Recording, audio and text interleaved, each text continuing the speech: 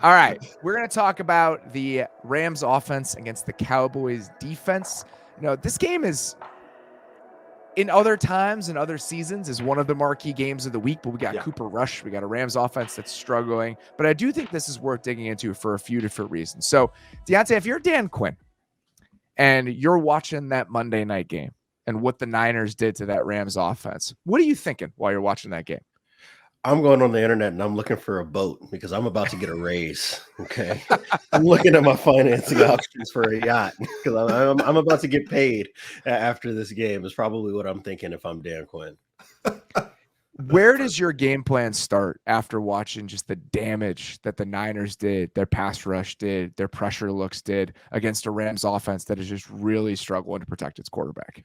If I'm Dan Quinn, I probably don't have to leave the first 5 pages of the playbook, right? Because it's all exactly who he is as a coach, which is sending 5, I think creating these 5-man pressures. One of the things that the 49ers did really well was walking linebackers up over centers, over guards, allowing their edge rushers to work on one-on-one situations, and then really forcing those interior linemen to have to pick up twists and stunts. You saw often, Matthew Stafford being walked off his platform or not being able to set up a platform at all to be able to deliver the ball. So that was something that I definitely think if you're the Cowboys, you walk away with saying, hey, the blueprint to beat this team isn't just what the Bills did in terms of never blitzing them at all and only rushing 4 and playing split safety coverages. That's just another tool to have in the tool belt, which I think kind of gets into some of the things that the Cowboys do well as well. But it's rushing 5, right? And they're first in the NFL at pressure rate, right? And only 21% and only 21st in their percent of snaps with 5+ rushers. So they can get it done no matter how they want to get after the quarterback.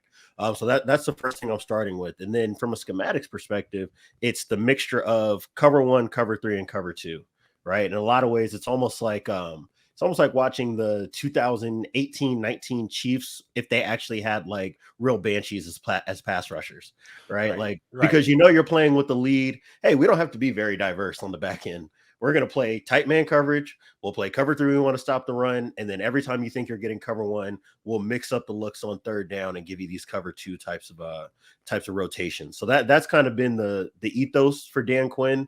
And I think the speed of this defense, not only up front, but what they're doing on the back end in terms of changing the rotations is causing a lot of quarterbacks trouble.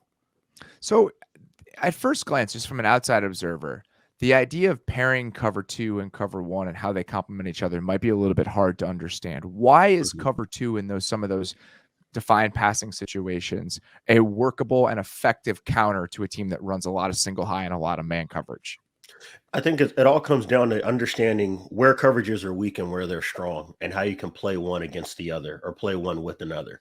So when you think about cover 1, right, everybody is lined up across from a guy close to the line of scrimmage. You're getting single coverage across the board. You can attack a defense up the perimeter. That's part of the reason why the Cowboys gave up so many explosive passes last season. And they were still mixing in some cover 2, but they really leaned hard on 3rd down situations, especially before DeMarcus Lawrence got healthy and they had a secondary pass rusher.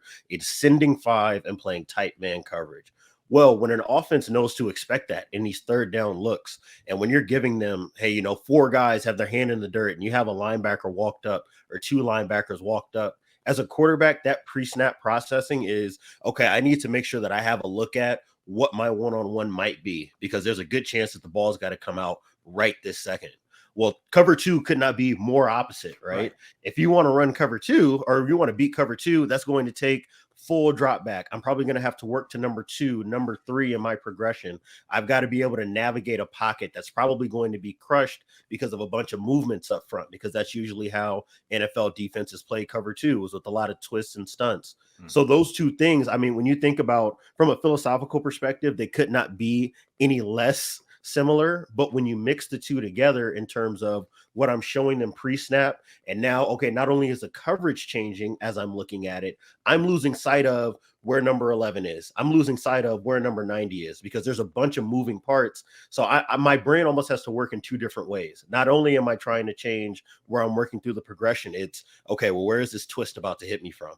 Who were the 4 rushers in the first place? Because they had all these guys walked up. Did we slide the protection right? Are they bringing a nickel? Is there, all those types of things, that kind of cascading effect that I'm always talking about and how you want to design a defense. That's why it's been so effective. And if you look at the numbers, it bears it out. When they're playing cover one, I think their pressure rate dips to below 40%, but they're basically first in the NFL when they play cover two. They're technically fourth by ranking, but the teams that are in front of them have played it by like 6 snaps or less, and they've played it 50 snaps, which is leading the NFL. So that's that changing picture, right? You can't always guarantee you're going to get home if a quarterback can confirm the coverage that he's looking at and the matchups he wants to attack.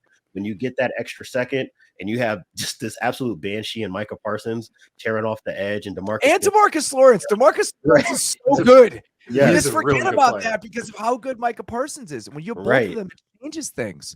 So looking at the numbers, I was just looking it up right now. The Cowboys are number 1 in the league in the number of snaps they have played cover 2 this season. Number 1 in the league. They were 11th last year.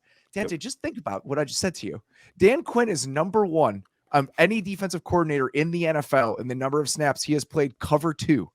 It is just so far removed from what we knew about Dan Quinn as a coach before this happened. And I think just this constant willingness to be like, all right, here's one tweak. Here's another tweak. Here's the next tweak. It's what he has done over the last couple of seasons is incredibly impressive.